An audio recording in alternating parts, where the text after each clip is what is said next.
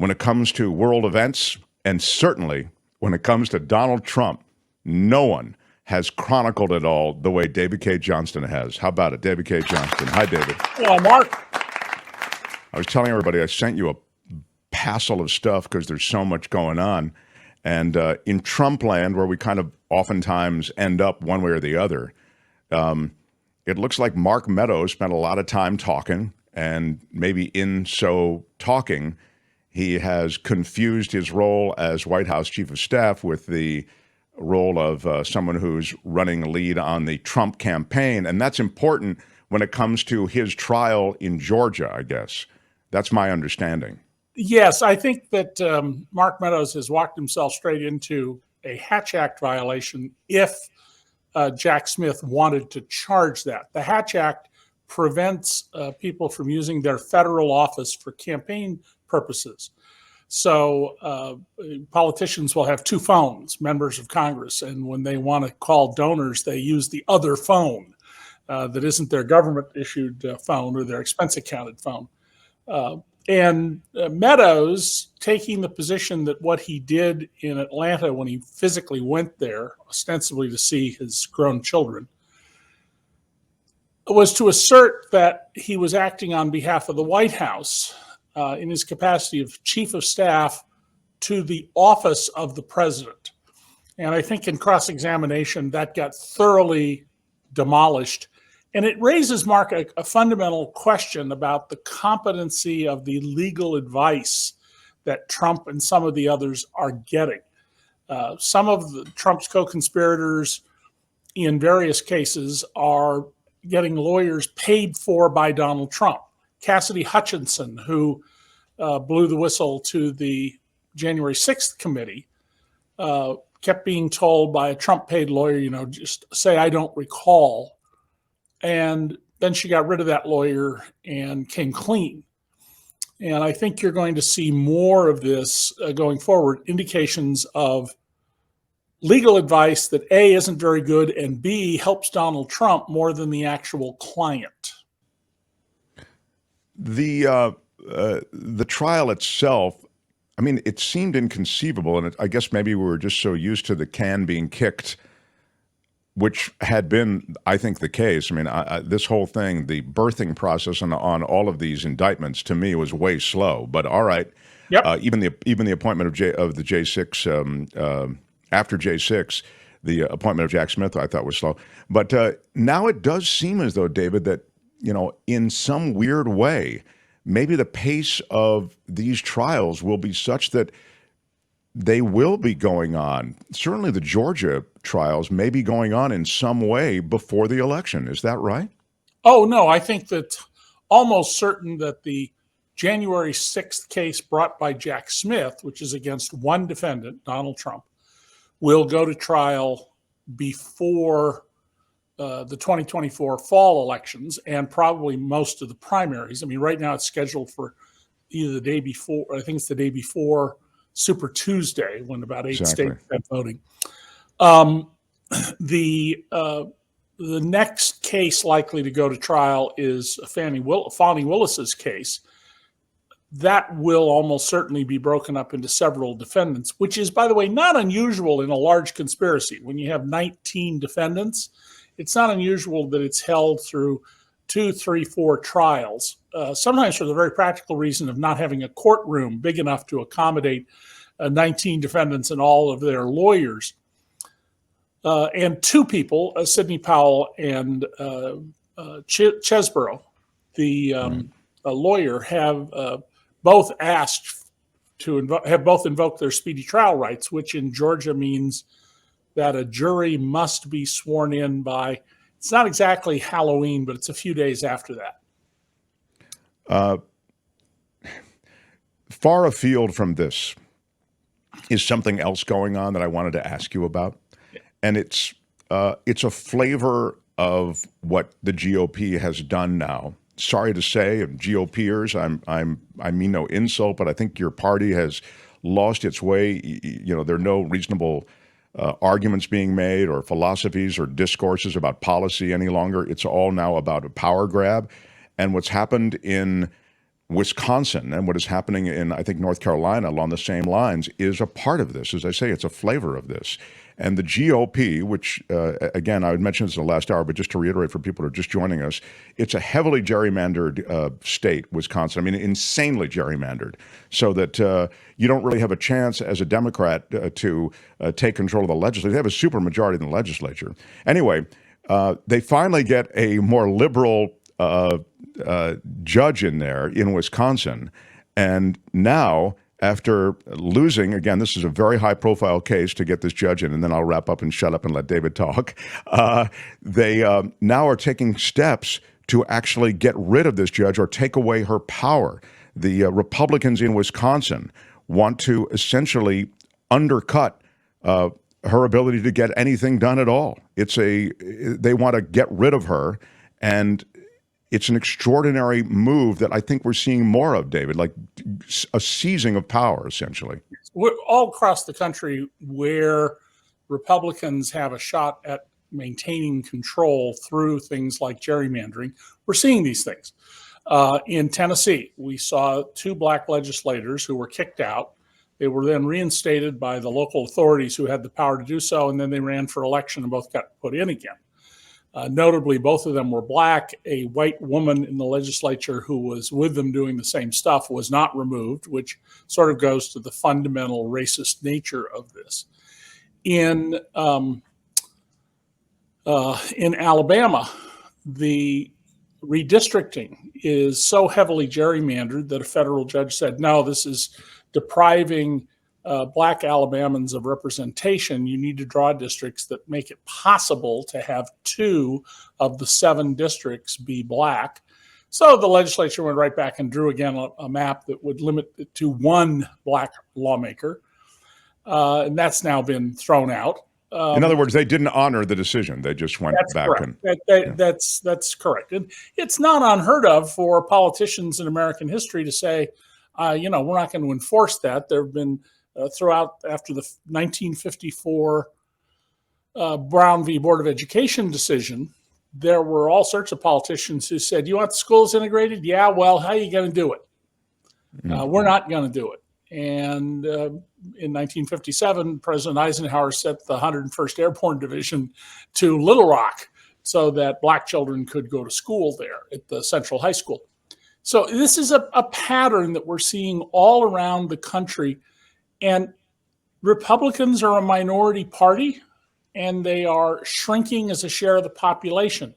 The polls that are telling people that as many people will vote for Donald Trump as for Joe Biden, I think, are not to be believed, partly because when related questions are asked, the Trump support falls away very rapidly.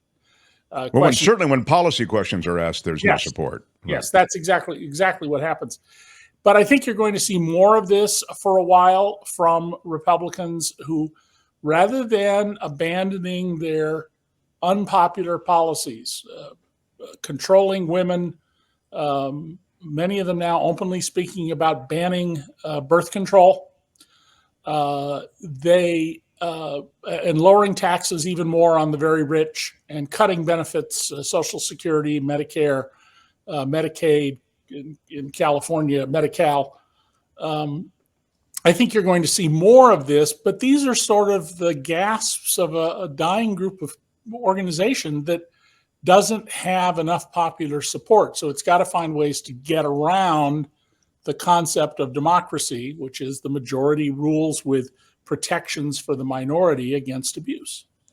This is a comment that is interesting to me for a couple of reasons. Karen says, let me get my credibility glasses on so I can read it clearly. Maybe it's only the Trump faction. We really shouldn't lump them all together when talking about the GOP, but I don't think it's not just the Trump faction, David. I don't think. No, well, Ms. Cooper, I would argue that given that almost no leading Republican will stand up to the Trumpers, that it's not unfair to label the whole party this way. Asa Hutchinson, very conservative, former prosecutor, congressman, and governor of Arkansas, who is a competent manager. If you're going to have someone in the group that was in the debate be president, We know that Asa Hutchinson is a competent manager, and he does not have a history of going after, as governor, his political enemies in inappropriate ways. But that's not true of any of the rest of them, including Chris Christie, who was Attorney General, go after Republicans who didn't toe the line and Democrats left and right in New Jersey. And if you won't stand up to the Trump lies, if you won't stand up to the ridiculous claims that January 6th was just tourists coming to the Capitol, then I think you're reasonably tied to them. Let's remember, it was the Republicans who, when I was in diapers more than 70 years ago, who came up with fellow travelers. You know, you didn't have to be a member of the Communist Party of the U.S., but there were lots of people who they dated somebody once who was a member of the party, or they appeared in the same movie with them or on the same radio show. That made you a fellow traveler, and the Republicans would denounce you for that. So given the Republican Party's history of doing this, I really do think it's fair. The people to be distinguished are those Republicans, a tiny minority of Republican leaders who have stood up to the Trumpers and said, this has to stop. There's a school of thought with the coming election as it pertains to issues that don't get talked about, right? The issues that don't get talked about are, gains that the Biden administration has made in the infrastructure area, negotiating down these drug prices, which has never been done. It's always been promised, but no one's actually gotten it done. There's infrastructure money going throughout the United States that red states and blue states are benefiting from. You find the ridiculousness of Florida, where DeSantis turns down the $350 million because it comes from the feds. I mean, that is absurd. It hurts the very people you're supposedly supposed to represent, et cetera. But into this mix, seldom is it talked about, I find, in GOP circles when they go on the Sunday chat shows, and when they go and even out on the stump and talking in any interview, they talk. It seems they gravitate toward the 2020 election. Donald Trump, do you think Biden is president? It's like it over and over and over again. And then they will get into Hunter Biden. I mean, talking about in response to whatever the president is charged with. So the Hunter Biden thing, this is the argument, is not as powerful an argument in the months ahead because it points to malfeasance or illegality or questionable pay-to-play type situations implied by Hunter Biden's access, when the reality is the opposing candidate, Trump, has way more of a history littered with that kind of thing than does the Biden administration. That's the argument. Like, stop mentioning Hunter because it's bringing spotlight to us in bad ways. To the minority of Republicans who are total Trumpers, of course, that doesn't matter because their leader can do no wrong. As Donald Trump himself said when he was asked by a radio talk show host named Bob Lonsbury here where I live in Rochester, New York, well, as a Christian, when was the last time you asked God for forgiveness? And Trump goes, ask God for forgiveness? I've never, ever asked God for forgiveness. I've never done anything in my life that would require asking for forgiveness. I mean, what more do you need to know about the nature of who you're dealing with? I don't know how effective the Hunter Biden issues will be. I mean, there is, after all, a U.S. attorney who's now been made special counsel pursuing Hunter Biden. The Republicans keep saying that Joe Biden took, I think it was a $5 or $50 million bribe, I mean, whatever, not that much money in the scheme of Trumpian things. But they haven't come up with a single witness. I mean, they've come up with a guy who turns out to be a Chinese agent, may yet be charged with being a Chinese spy, and they've come up with somebody else who sort of disappeared on them. So how much that sticks, I don't know. Biden is finally out there touting the infrastructure projects, the work that's being done. He made fun over the Labor Day weekend of Trump saying, here's a builder who didn't build anything while he was in the White House. There's a picture that's being circulated asserting that the Biden administration opened a part of the wall or fencing anyway between us and Mexico. Well, it's a part that is designed for flooding and is intended to be opened so that you don't cause terrible other damage. But to people who aren't interested in sophisticated thinking, even, high school level sophisticated thinking, that's not going to get you anywhere.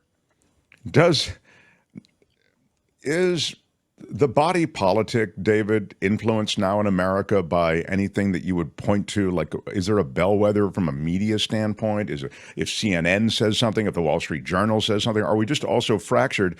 And then there's also YouTube platforms. A lot of people follow, Joe Rogan or et cetera. You know what I'm saying? Yeah. When I was growing up, when your generation was growing up, there were basically the 3 TV networks. And we had these common bonds of things we watched and knew about. And that's no longer true. 500 television channels not only means that different people watch totally different things, but it also means that the quality of a lot of television has gone way downhill. Back in the 90s when CSI came out, a very smart idea for a TV show about the forensic lab in Las Vegas, I wrote up a proposed story budget at the New York Times because I called out there where I knew cops and found out that the budget for the crime lab in Las Vegas, the surrounding county, they have a metro police department, was smaller than the budget for one episode of the TV show.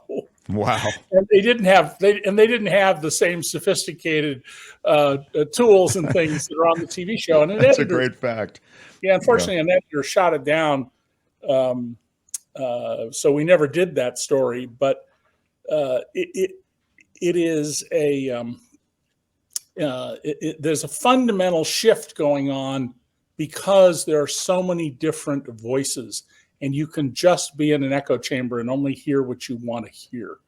And I think that's a real challenge to democracy. It's the institutions have held up pretty well, but I think we're going to find out in the 2024 elections at every level how many people have an understanding of the fundamental nature of what we're supposed to do in a democracy. We're supposed to act based on reason, on vigorous, robust debate. That doesn't mean it has to be polite by any means. And to elect people who are going to serve us, not themselves. This point, my city is finally repaving our streets, fixing curbs. Caltrans just repaved 3 miles of I-80 this weekend, which will last 40 years. Thanks, Joe. Yeah. There you go. This is interesting, though, also, David, and there's some, this is a constant source of vexation for me. Russ says, cable evangelicals sure are pushing getting out to vote Republican. Revoke tax-exempt status. It is galling. And you know so much about the tax code and dodging it and sort of the way you've written books on the way the haves essentially get all these, take advantage of all these different and invent tax breaks while the have-nots, not as much. They pay for them. Yeah, thank you, that we pay for them. What about the evangelicals and church tax exempt status has always been crazy to me since they're really just American mullahs. Well, this is not limited to the Christian nationalist type groups that preach something that I can't find anything supporting it in the Bible. Revenge, hatred, oppression of others, turning people away, letting people die in the desert by making it a crime to give them water or food. But let's remember that Black churches have a very long history of going to vote after Sunday services and having politicians come to churches. So if you want to go after this issue, I think you have to be even-handed about it all the way around.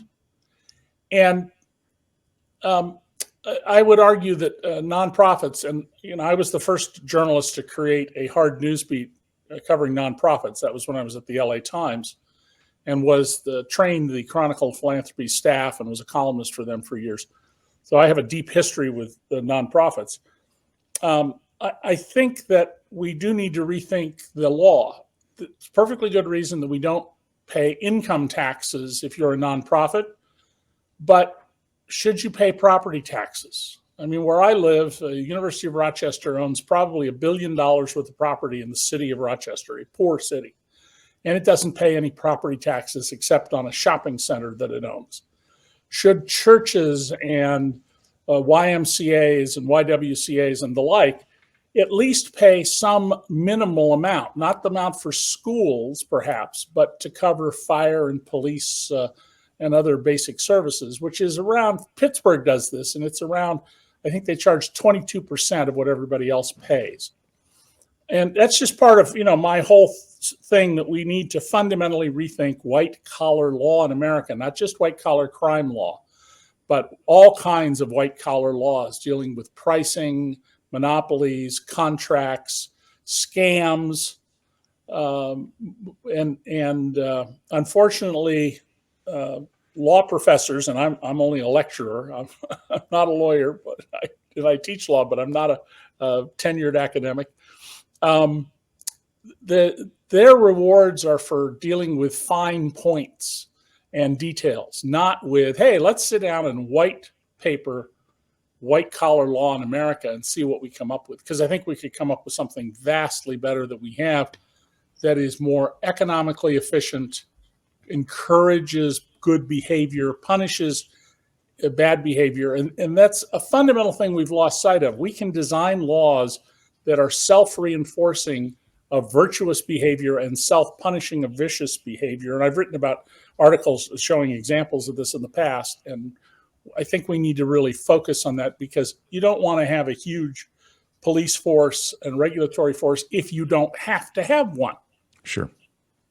Go ahead, Kim.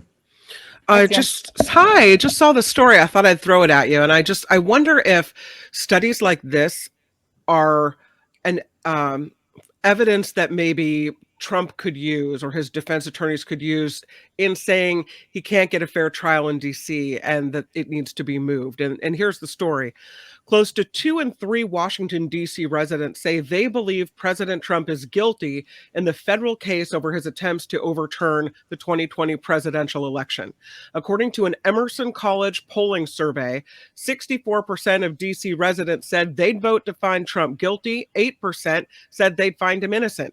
About the same percentage of Republicans and Democrats, interestingly, say they think Trump will be found guilty, 61 and 60% respectively. So, first of all, the Constitution requires that if you commit a federal crime, you be tried in the jurisdiction where the crime took place. And in the case of the January 6th charge, where Donald is the only defendant, it occurred in Washington, D.C. I mean, if you don't want to have that jury pool, don't commit the crime in that location. Right. Donald has asked that it be moved to West Virginia, which is the whitest state in the country, and was very strongly for him in both 16 and 20. I don't expect that to happen at all. I don't see any reason that would happen.